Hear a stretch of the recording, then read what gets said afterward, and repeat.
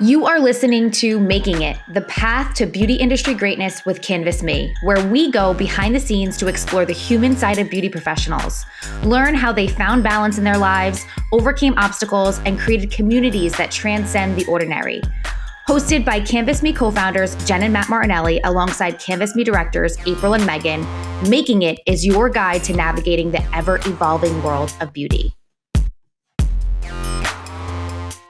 Welcome to Making It, the path to beauty industry greatness. Today, Canvas Me Director of Schools Meg met with Bobbi Powell. Bobbi has been recognized as 40 under 40 young successful professionals in Tennessee. She's become an icon interviewing influential successful professionals during beauty industry events. She's the host of her very own podcast called Beauty School Bobbi. And finally, she's the Director of Admissions and President for the Tennessee School of Beauty. Her energy is super contagious. She has a passion for students, and she shares some really awesome wisdom. Hey, Bobbi. Oh my gosh. Thank you so much for joining us today. I am so honored to have you. But before I get started, Bobbi, I have to just address this. We have something in common. We are both Pittsburgh girls. We have this Western Pennsylvania kind of connection. I know you're not here any longer, but Pittsburgh never really leaves us, right? It doesn't. I love when I found out that you were from Pittsburgh. I was so excited. And I I miss home so much. So just having that with you, like it just made my day when I found out. So that made me even more excited to work with you. I feel like once I knew that, I was like, oh, that's my girl. I know, right? There's just something about it for sure. Now, I went to a restaurant the other day, and because this is the thing, like food is the thing I miss from home so much. So I'm like, I can't get a good pierogi. I can't get I have to get French fries on the side for my salad. And yeah, so I just miss things from home so much. But I literally the other day went and I was like, can I get this salad and can I get a side of fries? Like I still do that. Oh my gosh, I love that. I never realized how weird it is to everyone outside of Pittsburgh. I know. It's so good though. So good. And you've definitely lost the Yinzer accent, I would say. You've been so sad. I know. When I go home though, the second that I'm home for park the car and I'm around my friends again, it definitely comes out for sure. Okay, good. I'm glad it's not fully lost. No, I'm not. I don't think I picked up the Southern accent. I feel like when I meet people, there are certain students here at the school that every time there's a girl named Nat, and every time she walks by, I am like, oh my gosh, Nat, you have to say something for me. So I just love her Southern accent so much. And I feel like I just haven't picked that up. So I'm just somewhere in the middle still. Yeah. Well, I'm glad that you said that you are around the Southern accent and everything, because I wanted people to know that you are the Director of Admissions for Tennessee School of Beauty. And so that's where that Southern is coming in from. Yes. So I wanted to start out, Bobbi, with kind of a question that I feel, I'm just so excited to hear all of our guests' answers, but do you feel like you have made it? Yeah, so I was thinking about this question. I was like, this is such a hard question to answer. I never imagined that and I'm not even just saying this, I never imagined I could be so happy in a job.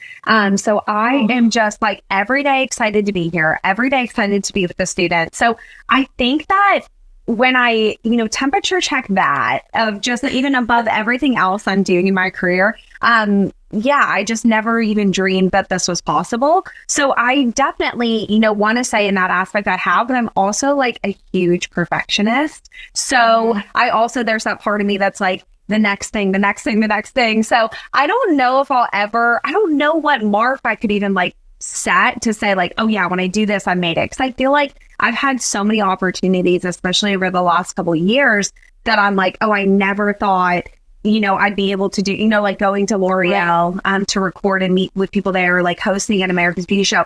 I never thought any of that would be possible. And I didn't plan for any of it. It wasn't when I was a kid, I was oh, I'm going to be this, I'm going to do, I just never had that. And so until I started doing this, I didn't even know what it was that I wanted to do. So I definitely am thankful for everything that I have. And in that sense, I want to say I've made it. Like, I'm happy and I love what I'm doing. Like, that's a huge win. But I always want so much more. So I feel like I'm just like, it's never going to be like enough. But I'm still young in my career. So I think, obviously when we get older, maybe I'll be like, okay, that's it. I'm ready to retire. But I still have so much I want to do here. So. Yeah, so much. And I think, your openness to all of the opportunities, right? Like, you say yes to anything that comes your way. So I completely agree. Like, your happiness is obviously a really great measuring point, but you have so much more to achieve. And I am glad that you kind of, sprinkled in a few of those opportunities that have come through, because I want to ask you, please share your story, because not only are you at the school, but you're also a super successful podcast host. So no pressure to me, right? No, I love it. Thank you. Yeah, I mean, there's a lot going on. And I started, the short version of the story is that the owner of the beauty school, his name is Adam Brown, and he's actually a 4th generation owner of the school.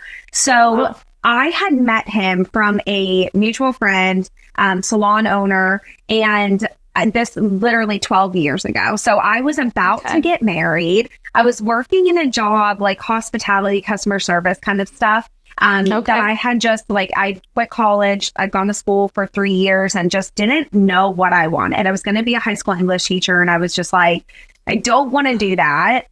So I dropped out and, kind of thought that was it. I was like, what am I going to do? And I'd always just served and, just love people. So I had met the salon owner, and he was like, at Tennessee School of Beauty, they need somebody to do admissions. Like, the owners of the school at the time were in their 40s, men that were meeting with these young girls. And they were like, we just need somebody a little closer to their age. And so nobody had even been in this role before.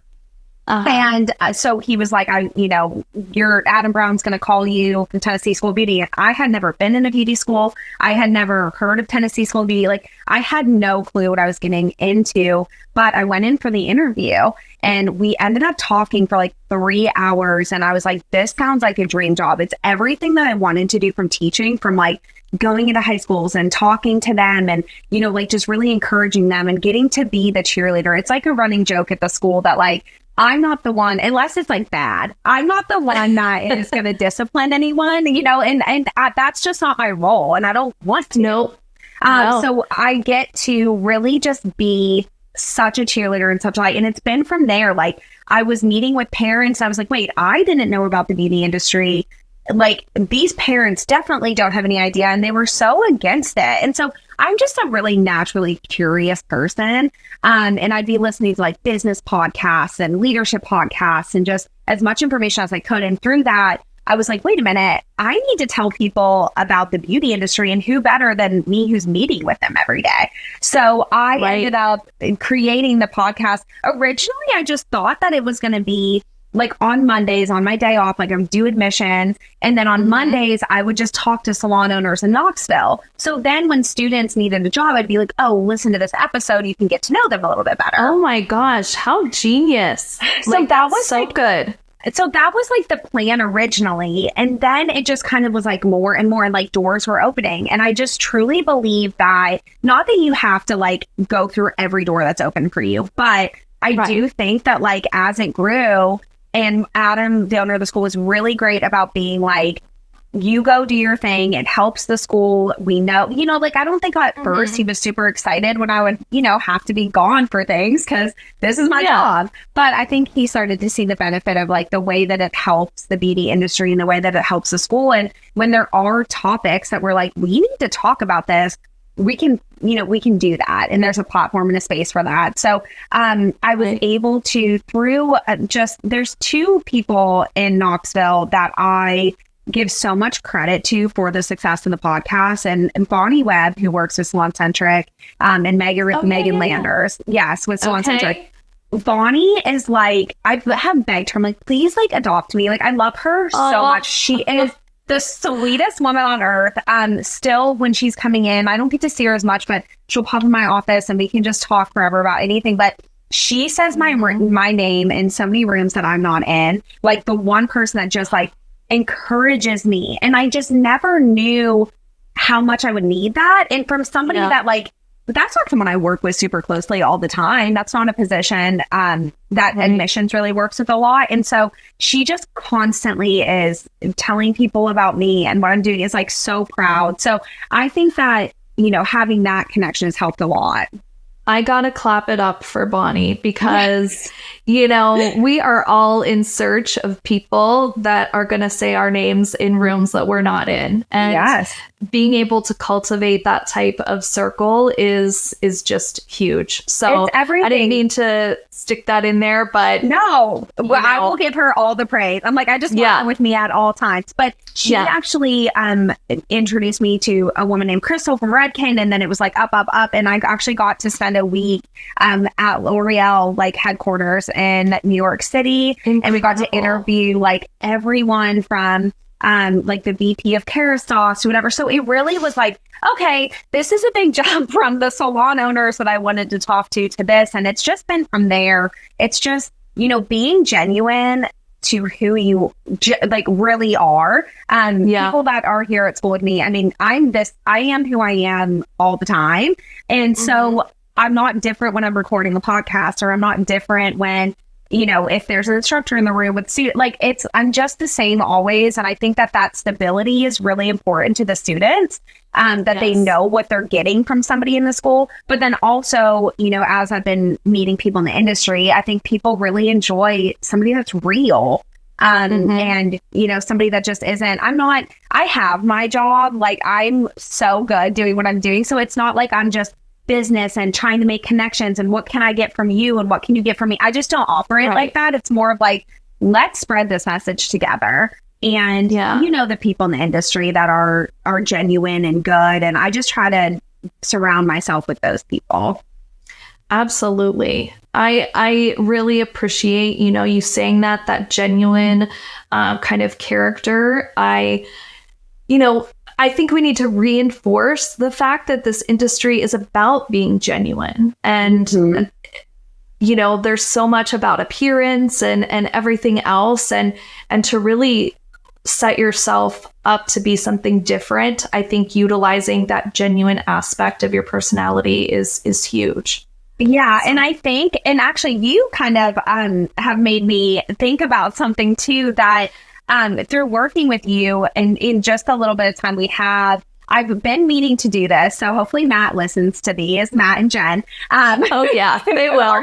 Your bosses, like hopefully they do. But I've been meaning to email them and be like, Megan, and I'll be like, not because she's from Pittsburgh, like love her, but you're so professional. And I think that there's this idea in the beauty industry that like, it's all like, you know, people doing their own thing, or if you're not in it. And I'm like, I like professionalism. I like that there's like organization and structure to that, you know? But the way that you are like so on about following up, or like if we need something, or even if it's just a, hey, whatever, like it's always like a quick response, which I appreciate because that's how I am. And it's always like a positive, like, hey, like hope you're doing well. Like that is hard to find. And so having other people in the industry that operate like that, I really think it's changing. It's changing the way that people view it. And for some reason, I feel a responsibility to that, that I'm like, no, I want you to see, but I just notice it in other people as well.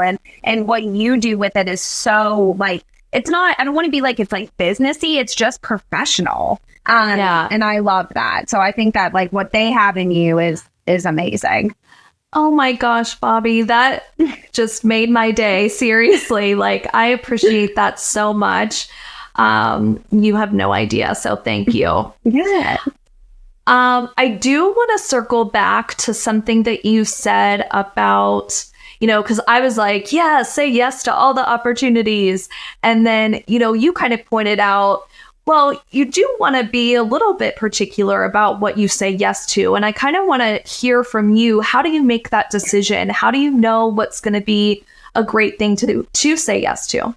Yeah. So I've made mistakes and I've said yes to things that I later regretted. And I think for me specifically, my issue has always been like a confidence thing. And whether it's that, like a confidence in what I'm doing here, because I don't have a license in aesthetics or cosmetology. And so sometimes I'm like, do I deserve to be here? Do I feel like I'm a fraud or something? Or when I talk to parents and they're like, well, how did you, and I'm like, well, I've just like lived in beauty school for 12 years. So I do feel like I'm an expert. But it's just like a whole different side. And I think for a long time, this is actually something I realized recently, is I had a few years ago when we had decided the podcast was audio only for so long. And again, my confidence, I was scared to be on video, and just thinking like, oh, okay, well, if I'm not on video, then I don't have to be full face of makeup or like look my best. And I know that's my own issue. I can record in sweats and nobody would care.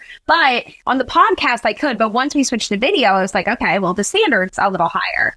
And so we had just kind of shopped around for production companies and stuff. And not that I ended up with like a wrong team or anything, but I was almost like, I can't do this by myself. Like, I can't get to the next level by myself. And I didn't have that confidence in me when I'm like, I'm the only one that can do it. Like, this is Beauty School Bobbi is me, and nobody's going to be able to represent it like me or talk to people like me or email or like show up and act the way we do when we're recording or whatever. So I think, I learned a lesson to not just trust everyone or, people do, unfortunately, I think the more that you're in this is people really like to talk a lot about what they are going to do. But then when it comes time to actually put that into action. So I think for me, I've learned to trust my gut a lot. And I know that that's like an answer that isn't, we can't just say, oh yeah, just trust your gut, when I know that trusting my gut didn't get me into the right places sometimes. But I do think that as you get older and as you like make the mistake and then you're like, oh, okay, I think as long as it's not something that's like going to end your career. I mean, I think there's definitely business partnerships that don't work out in the salon industry or whatever industry. But I think that trusting your gut is so important, and just knowing what everyone's motives are. I mean, I think when we came on with Canvas Me, it wasn't just a partner, or it wasn't a conversation about, oh, what are we going to do together? It was like, this is me. Here's my story. Matt and Jen, here's what you guys did. It was an intro. It wasn't like, it was a get to know us. And I need to know that like, we're not, because I represent the school as well, I take that, like, I hold that to a very high standard also. Like I don't want to start offering something to the students that isn't good for them. And I think when it comes down to like product and all of that in this industry, you kind of get into bed with people that you're like, okay, well,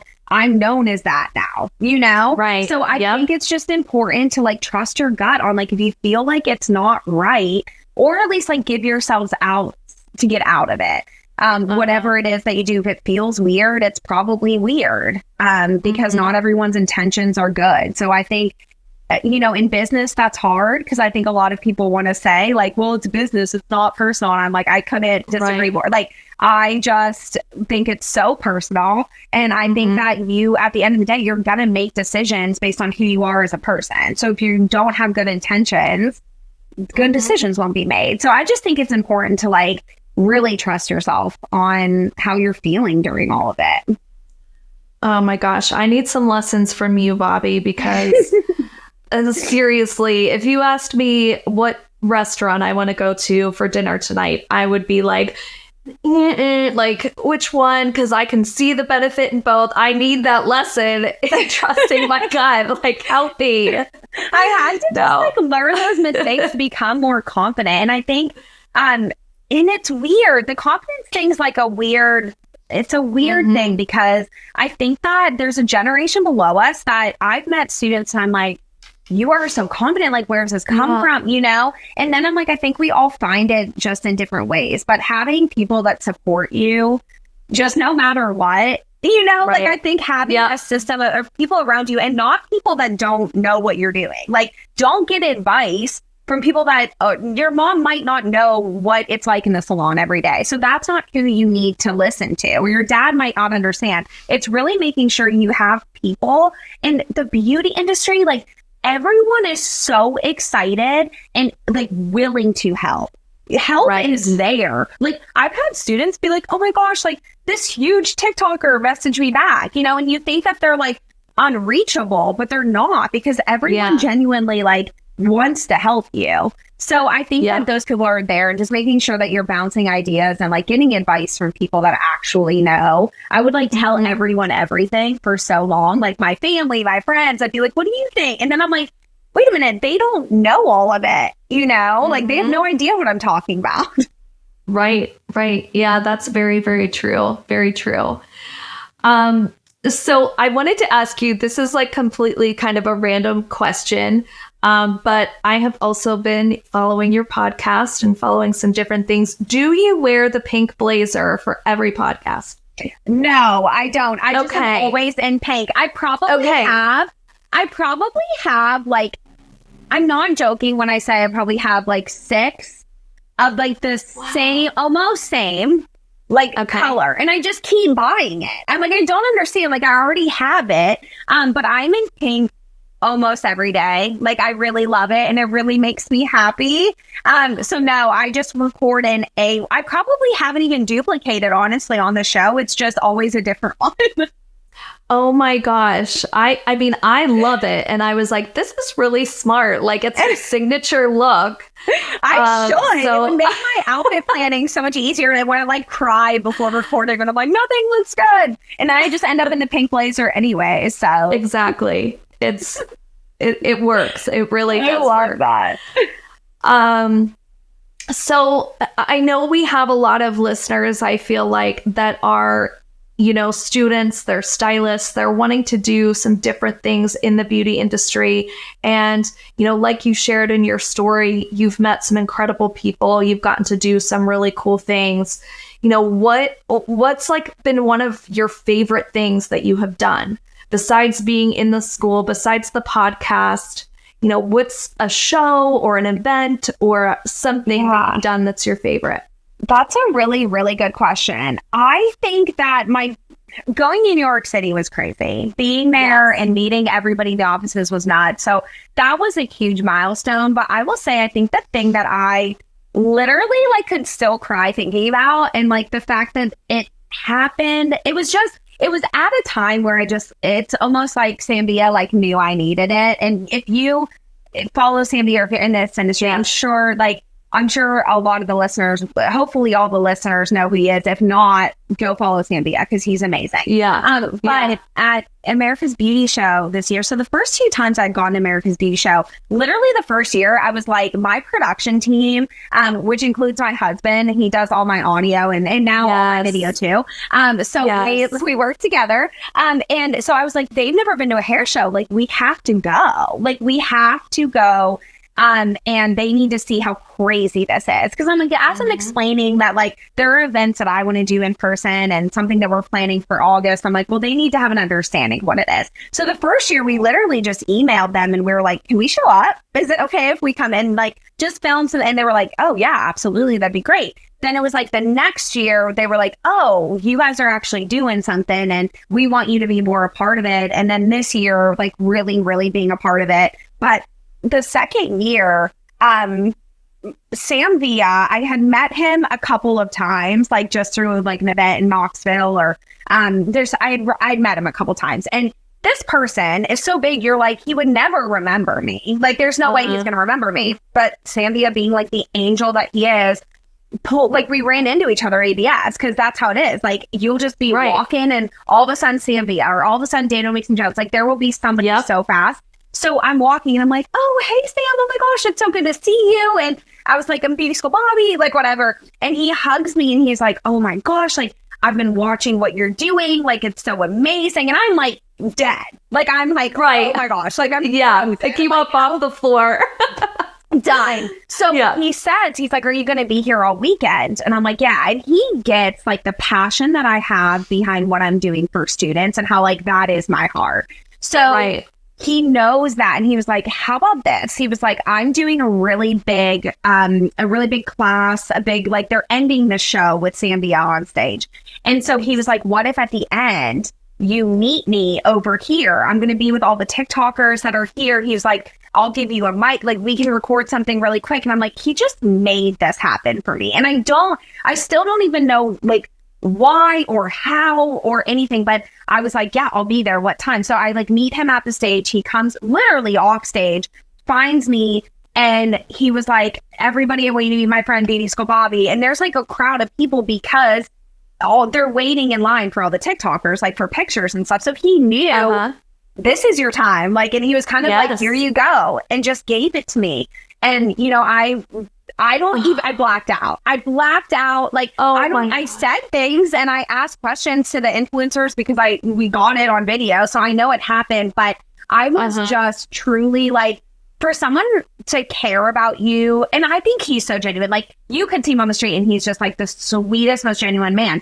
But like to make time for somebody else like that, and to be like, I know I have, like, I'm up here, but I want to make time for somebody that's growing. And again, I think he just really believes in students, believes in what's next, and like opened that door. That was the craziest. Like, I was not okay afterwards. Like, I was like, oh my gosh, did that just happen? Like, it was amazing. So I will say, like, I hope that that's something that I just like never forget how excited I was about that opportunity. And just, again, coming from somebody who is so big and just such a light, it was amazing.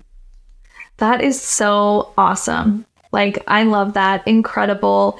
And so timely, because we just launched our mentorship with Sam Villa for the ABS show experience for a student to win a backstage shadow with him. Okay, that's crazy. Live today. Like the perfect plug ever, and it was not planned at all. Not planned. See, we're just on the same page, Megan. That's crazy. Yeah. Wait, did you pick the winner yet? No, it just launched today. Oh, so okay. They have till March 22nd. Okay, I'm so excited. So I'll get to see that student there too, and we'll get to like meet them with Sambia. Oh my gosh, that's amazing. Yes. Oh, well, we'll talk more about that later. Yes, how exciting. Yeah. But it really, I think, speaks to Sam's personality and just him wanting to give back to the industry. And maybe that's a little bit a part of his purpose in the industry. And that kind of brings me to a point where, Bobbi, you know, I just have to say thank you for all that you've shared with us today. And I'm going to leave you with a question about purpose. And really, what do you feel is your purpose in this industry? And what do you want to kind of leave for everybody? Yeah. I don't know if you can hear all the students like clocking out right now. They're right outside my office. They're ending their day clocking out. They are my reason. I mean, they're my purpose. They're 100% why we're here. I mean, when I say like I'm literally excited to come into work, like I park my car and I just think like I'm coming in such a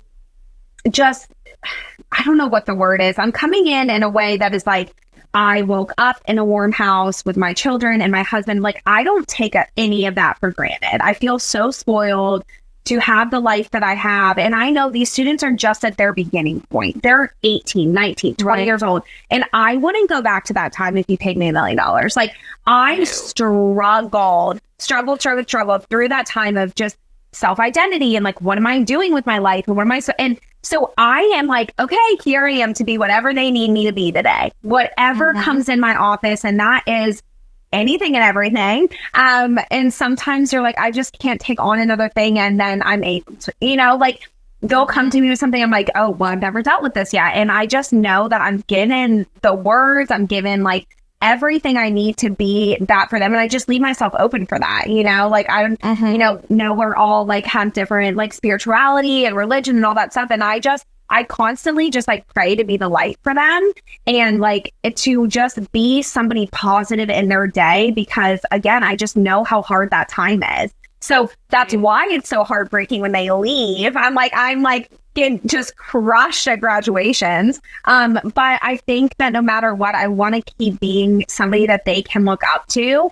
and somebody that they can say like, yeah, she was there for me during my time there. And I dealt with this or that. I can at least, whether it's the right advice or not, I can at least be someone for them. You know, I think often about in that time, if I would have had somebody that I could have said, hey, I want to show up like that, or I want these opportunities, or all of that stuff. Like, I just think it's a good way when I'm going into a high school, or just here after school. If I'm at a career fair, I just always try to show up that way. So I think they're 100% my purpose. I mean, obviously my husband and my children are so important, but career wise, it's truly like all for them. And they just don't know like how just walking by my office and getting to like laugh with them for 5 minutes. I'll be in the middle of something, or maybe dealing with something that isn't the most exciting, fun thing. And they come in and I'm like, you just lit up my day, Yeah. Yeah.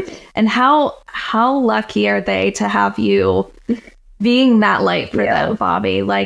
Like for you to say that and share that sentiment, it's not across the board that people are like that in schools. And so it's really special, and the environment that you've created for your students is special. And so I really hope that you feel that gratefulness and that love every day from your students. So we definitely do. That. We're like a good little family here. Good. Oh my gosh. I know that beauty school family life for sure. So I feel like we're going to have a second podcast with Bobbi, because there's just so much that I want to ask and so much that you can share. But for now, I think that this was great. I appreciate your time for spending this time with us. And we will definitely be doing this again soon, Bobbi. So thank you so much. Thanks, Megan. Thank you for joining us on this episode of Making It, the path to beauty industry greatness with Canvas Me. Our mission is to give you a voice, help you find your place of belonging, and empower you to thrive in this beautiful industry. We hope you found inspiration and valuable insights that will fuel your own journey in your career.